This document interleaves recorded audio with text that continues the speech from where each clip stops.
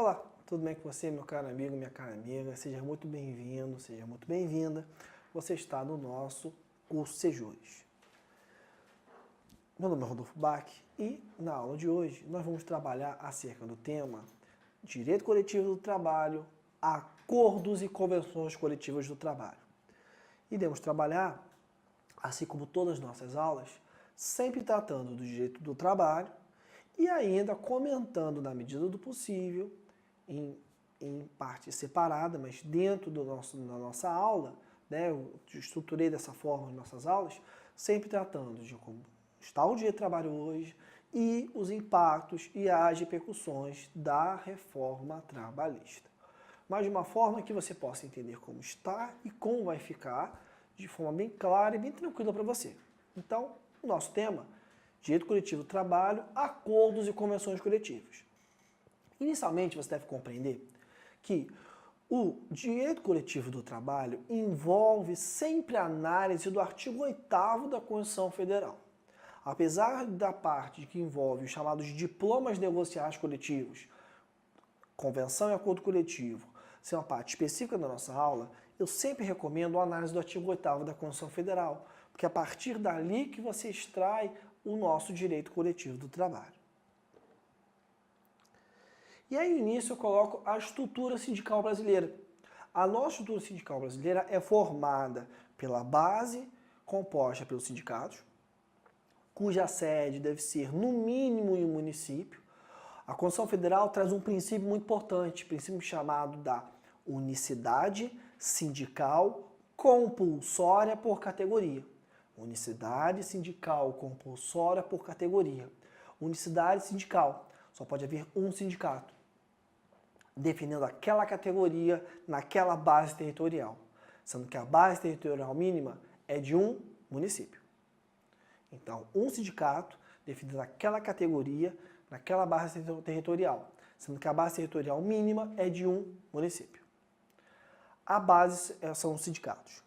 Da união, da conjugação de 5 sindicatos, nós formamos uma federação, cuja sede, de acordo com o artigo 534 da CLT, deverá ser na capital do Estado.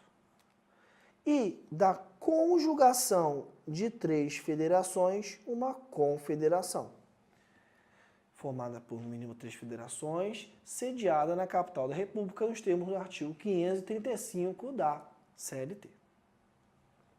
Na sequência, eu coloco para você: a negociação coletiva constitui um dos mais importantes métodos de resolução de conflitos coletivos de trabalho.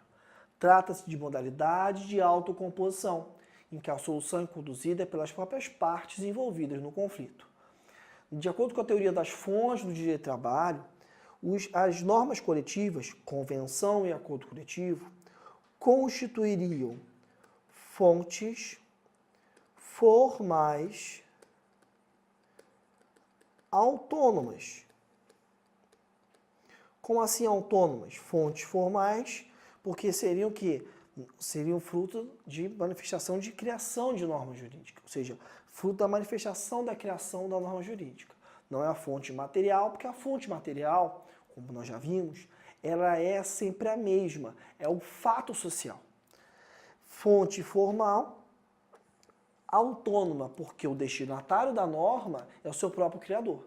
Os destinatários das normas coletivas são os próprios trabalhadores. Tá? Na sequência, eu coloquei para vocês já o conceito de convenção coletiva. A própria CLT, no artigo 611 caput, conceitua a convenção coletiva. E é bom a gente fazer a análise bem detida desse artigo. 611 caput da CLT é o acordo de caráter normativo pelo qual 2 ou mais sindicatos representativos de categorias econômicas e profissionais estipulam condições de trabalho aplicáveis no âmbito das respectivas representações às relações individuais de trabalho. Então, a grande característica aqui, que é a conjugação de vontades do sindicato da categoria profissional e o sindicato da categoria econômica. Sindicato da categoria profissional, sindicato da categoria econômica. Nós vamos ver daqui a pouco que no acordo coletivo é diferente. No acordo coletivo nós temos sindicato da categoria profissional, empresa ou grupo de empresas. Tá? Características resultantes de negociação entre entidades sindicais, eficácia restrita ao âmbito das categorias envolvidas, econômica e profissional, e produção de normas jurídicas e de cláusulas contratuais. O conteúdo de uma norma coletiva, seja acordo coletivo ou convenção coletiva, vão ser regras jurídicas, normas jurídicas que irão balizar os contratos individuais, o conteúdo de uma norma coletiva vai ser sempre o mesmo. Regras jurídicas e cláusulas contratuais. Regras jurídicas que irão balizar os contratos individuais de trabalho dos empregados que pertençam àquela categoria. Exemplo, adicional noturno de 30%. Vale alimentação de R$50. São benefícios criados o quê? A partir dessa conjugação de vontades. Esses benefícios, essas regras jurídicas, vão balizar os contratos individuais de trabalho dos empregados pertencentes àquela categoria. Por outro lado, nós temos as cláusulas contratuais.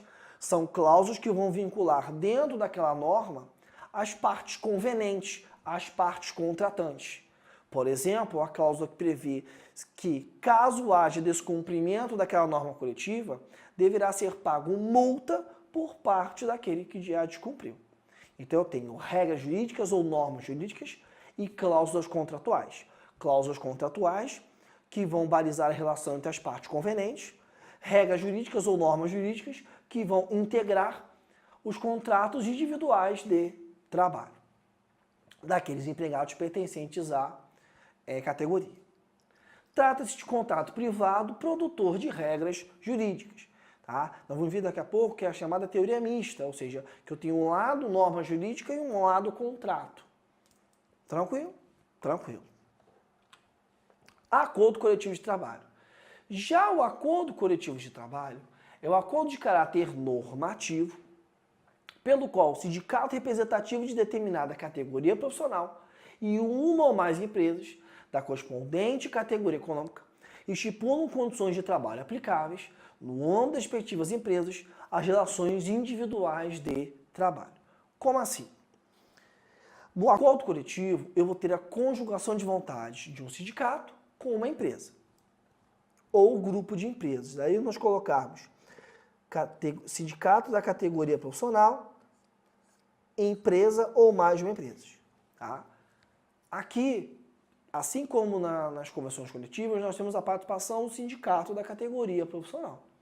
Participação obrigatória do sindicato profissional. Artigo 8º, inciso 6 da Constituição Federal. Resultante de negociação de sindicato obreiro, também chamado sindicato da categoria profissional, e uma ou mais empresas. Eficácia restrita aos trabalhadores e empresas envolvidos e produção de normas jurídicas e de cláusulas contratuais, da mesma forma que na convenção coletiva. Regras jurídicas, cláusulas contratuais.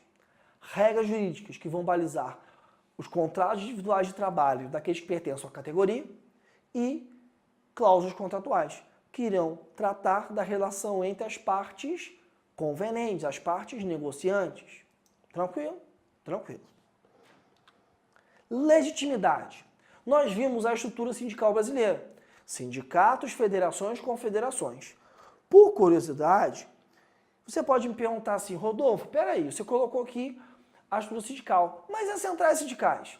As centrais sindicais sempre foram destinatárias de parte da receita da contribuição sindical compulsória, porque com a reforma trabalhista sofreu uma intensa, grave modificação, mas elas não compuseram, nem vão compor, até o presente momento, a estrutura sindical brasileira.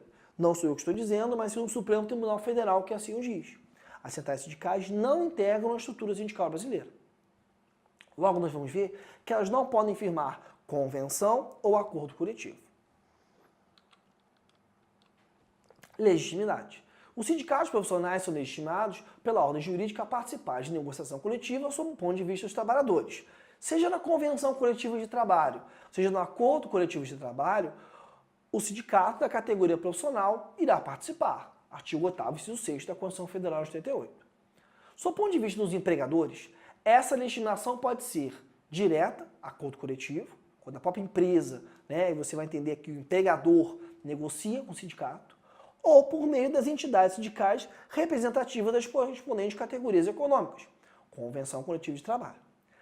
As centrais sindicais não possuem legitimidade para a defesa da categoria no que tange à negociação coletiva. Por isso, não possuem legitimidade para participar de negociação coletiva por saneamento do Supremo Tribunal Federal, em razão de não integrarem a estrutura sindical prevista em lei, no caso, no texto da CLT, nos termos que nós já vimos na nossa estrutura sindical. Categorias inorganizadas. O que é isso? Categorias inorganizadas é aquela categoria em que não há em que não há sindicato para aquela categoria. Então, naquela localidade não há sindicato para aquela categoria. Neste caso, se entende que as federações ou as confederações poderão firmar norma coletiva, convenção coletiva de trabalho, acordo coletivo de trabalho. Sempre quando eu falar norma coletiva, você vai entender convenção coletiva de trabalho, acordo coletivo de trabalho. É a chamada atuação subsidiária das das federações e confederações. Categorias não organizadas. Vide artigo 611, parágrafo 2º da CLT.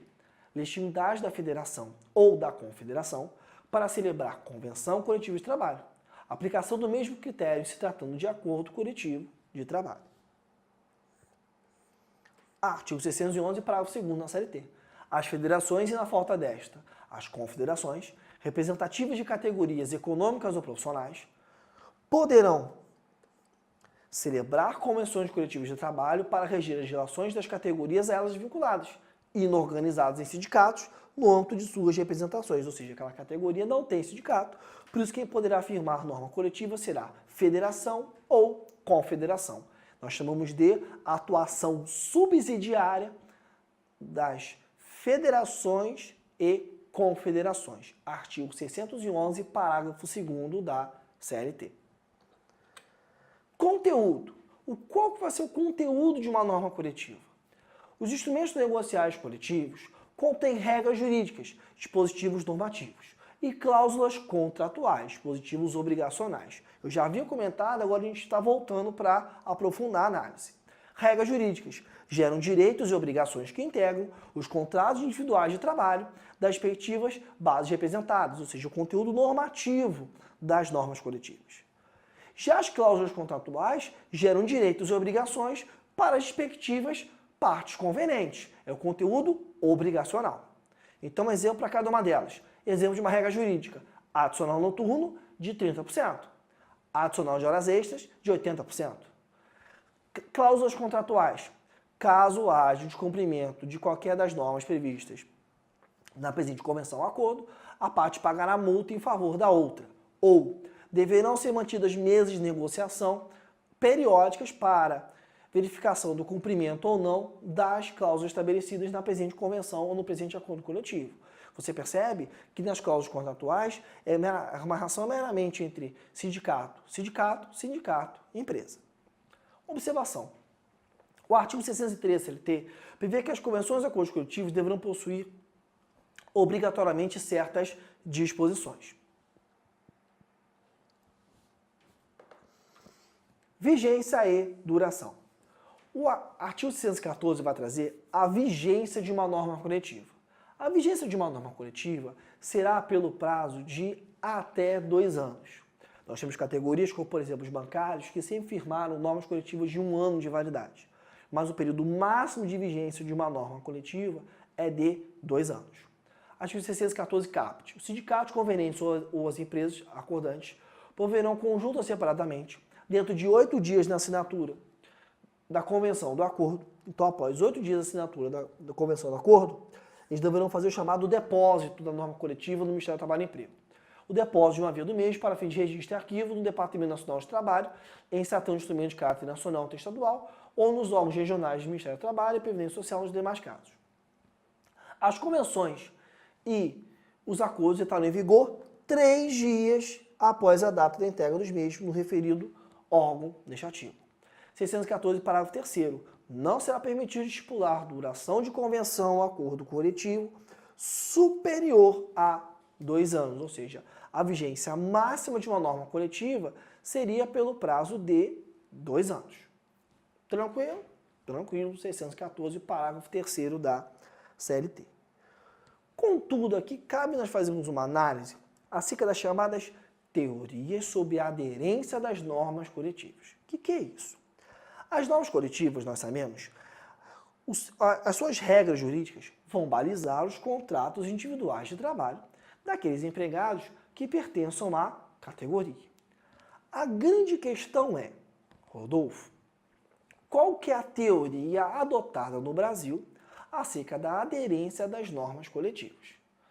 A grande teoria aplicada no Brasil acerca da aderência das normas coletivas é objeto de intenso debate e, recentemente, o Supremo Tribunal Federal entrou na discussão, tá? Em caso relatado pelo ministro Gilmar Mendes, que vai causar uma grande, não seria nem modificação, mas sim uma suspensão do entendimento que atualmente vigora no Brasil, que está na atual redação da súmula 277. Mas antes, vamos ver as 3 teorias que nós temos. Vamos ver primeiro a teoria que não é adotada no Brasil.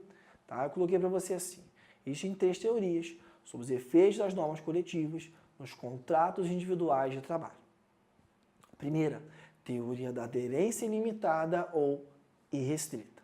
As vantagens previstas nos instrumentos coletivos aderem de forma ilimitada aos contratos individuais de trabalho, incorporando-se definitivamente ao patrimônio jurídico dos trabalhadores. O que seria aqui? Aqui seria, uma vez editada a norma coletiva, o seu conteúdo não vai nem integrar o contrato de trabalho, mas sim passará a incorporar definitivamente aquele contrato. Jamais o benefício podendo ser suprimido, uma vez que a aderência ela é ilimitada ou irrestrita. A principal crítica a essa teoria é que ela engessa a negociação coletiva e não vai considerar situações socioeconômicas que geraram aquela negociação. Eu posso ter que dar no benefício um valor muito alto, mas que hoje eu não consigo mais pagá-lo. E aí isso vai ser engessado pela aderência ilimitada ou irrestrita. A segunda teoria é a teoria vigente, que é a chamada teoria da aderência ilimitada por revogação. Mas antes, eu vou te explicar a chamada teoria da aderência limitada pelo prazo, que é a terceira teoria. Então, vou deixar a segunda teoria por último, porque ela vai ser objeto de uma pequena digressão aqui. Essa terceira teoria era a teoria adotada até 2012, quando foi alterada a súmula 277 do TST. Você talvez já deve ter ouvido falar isso, porque era a teoria aplicável em, por exemplo, quem estudei na faculdade, por exemplo, eu aprendi essa teoria apenas. Depois eu fui aprofundar o estudo e ver as outras teorias. É aquela chamada de teoria da aderência limitada pelo prazo. Ou seja, se a norma coletiva tem prazo máximo de vigência de 2 anos, se ela tem prazo máximo de vigência de 2 anos, não tem jeito. Passados 2 anos, eu não falo mais em aplicação daquele benefício. Exemplo. Eu tenho um vale alimentação de R$50. Se eu tenho um vale alimentação de R$50, a regra aqui é clara. Eu tenho um vale alimentação de R$50 e ele irá vigorar aquele vale alimentação até que a norma coletiva esgote a sua vigência. Passados 2 anos daquela norma coletiva, eu não posso mais falar no vale alimentação. Então, exemplo aqui. Convenção coletiva de trabalho 2010, 2012. R$50 de vale alimentação. O que eu estou dizendo é que, passado o período 2010-2012, eu não posso mais falar em que pagamento deste benefício, porque as vantagens previstas na norma coletiva irão aderir aos contratos individuais de trabalho, considerando a vigência daquela norma coletiva. Teoria da aderência limitada pelo prazo. Prazo você vai ler prazo de vigência daquela norma coletiva. A concessão das vantagens previstas em convenção e acordos coletivos de trabalho se atrela ao período de vigência desses instrumentos normativos, em prol do exercício da autonomia da vontade coletiva. Artigo 7º, inciso 26 da Constituição Federal. Ou seja, eu vou adimplir aquele benefício, eu vou pagar aquele benefício considerando a vigência daquela norma coletiva. Terminada a sua vigência, eu não posso mais continuar pagando aquele benefício, porque a aderência daquele benefício está atrelada à vigência daquela norma coletiva. Esta teoria era cristalizada na antiga redação do item 1 da súmula 277 do TST. Súmula 277 do TST, antiga redação.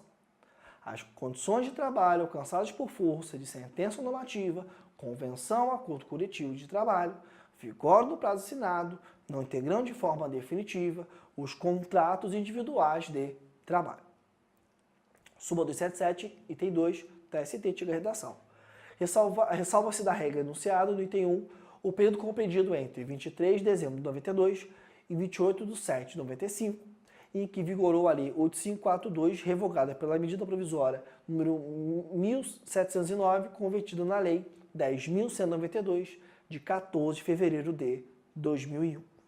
Aqui nós vamos ver que depois desse período foi em que estou vigorando outra teoria, que é a chamada teoria da aderência limitada pelo prazo, que é a teoria que eu vou deixar por último. E aí eu vou voltar para a segunda teoria, para a partir de agora eu poder te explicar ela. Então nós vimos a teoria da aderência ilimitada ou irrestrita, ou seja, a norma coletiva vai vigorar definitivamente, ou seja, aquele benefício incorpora definitivamente aos contratos coletivos, aos contratos individuais de trabalho dos membros da categoria. As vantagens previstas nos instrumentos coletivos aderem de forma ilimitada aos contratos individuais de trabalho, incorporando-se definitivamente ao patrimônio jurídico dos trabalhadores, ou seja, aquele benefício vai incorporar definitivamente, não podendo ser suprimido jamais. Ok. Vimos depois a teoria da aderência limitada pelo prazo, ou seja, o benefício instituído em norma coletiva adere aos contratos individuais de trabalho, considerando o período de sua vigência. Cessada a vigência, não há mais que se falar em quê? Em continuidade daquele benefício, vigorando para aquele contrato. Agora nós vamos ver a chamada teoria da aderência limitada por revogação. É a teoria que está na súmula 277, mas com a atual redação, nós vimos a redação anterior, mas a atual redação eu já vou te esclarecer que o Supremo Tribunal Federal já suspendeu a sua eficácia. Ou seja, a súmula 277, com a atual redação, seguindo a teoria da aderência limitada por revogação, eu já vou te ensinar que está com a redação suspensa. Ou seja, a eficácia dessa súmula está suspensa em sede de controle de constitucionalidade, cuja decisão foi apresentada liminarmente, prolatada liminarmente, pelo ministro Gilmar Ferreira Mendes. Teoria da aderência limitada por revogação. As vantagens previstas nos instrumentos coletivos aderem aos contratos individuais de trabalho até que novo instrumento coletivo venha disciplinar a sua concessão, mantendo-a ou revogando-a de modo expresso ou tácito. O que é isso? Aqui, de acordo com essa teoria, o benefício, a vantagem prevista na norma coletiva, irá vigorar até que norma coletiva posterior venha revogar aquele benefício de forma expressa ou de forma tácita. Então, exemplo, aqueles mesmos R$50 foram previstos na Convenção 2010-2012. R$50. 2010-2012. Veio a Convenção Coletiva seguinte, 2012-2014. Se a Convenção 2012-2014 não tratarem nada acerca do tema, eu vou continuar tendo a prevalência, a eficácia daquela vantagem de R$50. Ou seja, a teoria da aderência ilimitada por revogação, quando você lê revogação, você vai ler revogação do benefício por norma coletiva posterior. Ou seja, a norma coletiva posterior tem que ter revogado, suprimido aquele benefício ou modificado o seu valor. Por exemplo, Convenção Coletiva 2010-2012 previu R$50 de vale alimentação. Veio a convenção coletiva 2012 e 2014 e falou que a partir de agora irá ser R$10. Aqui houve uma revogação tácita, porque o benefício que era 50 passou a ser R$10. Então aqui o benefício continuará vigorando, mas com outro valor. Então pode haver, né, a modificação do seu valor ou até a supressão. Veio a norma coletiva 2010-2012 e trouxe o benefício vale alimentação de R$50. Veio a convenção 2012-2014 e passou a prever, não haverá mais vale alimentação nesta empresa. Então houve a revogação do benefício. Os defensores dessa teoria, e aqui nós destacamos os ministros Augusto César Leite Carvalho, Kátia Magalhães Arruda e Maurício Godinho Delgado, eles sustentam que essa teoria seria a melhor teoria para a aderência das normas coletivas, pelo fato de evitar o que nós chamamos de anomia social. O que é anomia social? É um período de tempo que nós não teríamos norma coletiva para aquela categoria. Se eu adotasse a teoria da aderência limitada pelo prazo, terminou o prazo, não há mais se falar em aplicação daquele benefício. Acaba que, para esses defensores, a teoria da aderência limitada por revogação evitaria o quê? Haver um período de anomia social, ou seja, um período que não iria ter vigência de norma coletiva. Ou seja, mantendo que esse patamar já negociado pela categoria, dando maior prevalência aos atores sociais, que são os povos trabalhadores e a empresa. Teoria da aderência limitada por revogação. Então, eu coloquei para você as vantagens previstas nos instrumentos coletivos, aderem aos contratos individuais de trabalho, até que novo instrumento coletivo venha disciplinar a sua concessão, mantendo-a ou revogando-a de modo expresso ou tácito. Tranquilo? Tranquilo. Tá? E aí, na sequência, a redação atual da súmula 277, apesar de estar com eficácia suspensa, vamos ver em seguida, é a súmula que está vigente. Perdão, está vigorando, porque ela não está produzindo efeitos, mas a súmula 277 não foi revogada, ela não está produzindo seus efeitos, de acordo com o Supremo Tribunal Federal, que determinou em sede cautelar, em sede de decisão liminar, perdão, a sustação dos efeitos dessa súmula. Essa súmula 277, ela foi prevista na súmula 277 e depois voltou a vigorar. Então nós tínhamos um período que ela vigorou, depois adotamos a teoria da aderência limitada pelo prazo e agora voltamos a revê-la. Eu coloquei aqui, era prevista a redação anterior da súmula 277, aqui já era a redação anterior. As cláusulas normativas dos acordos ou convenções coletivas integram os contratos individuais de trabalho e somente poderão ser modificadas ou suprimidas mediante negociação coletiva. Tá? Então, ela era prevista na súmula 277 e voltou a ser aplicável. Tá? Essa redação anterior, como assim redação anterior? É porque aqui eu coloquei já direto a redação atual da súmula. Porque a redação anterior é essa aqui, ó. É o inciso 2 da súmula 277, quando ela coloca aquela ressalva que eu comentei anteriormente.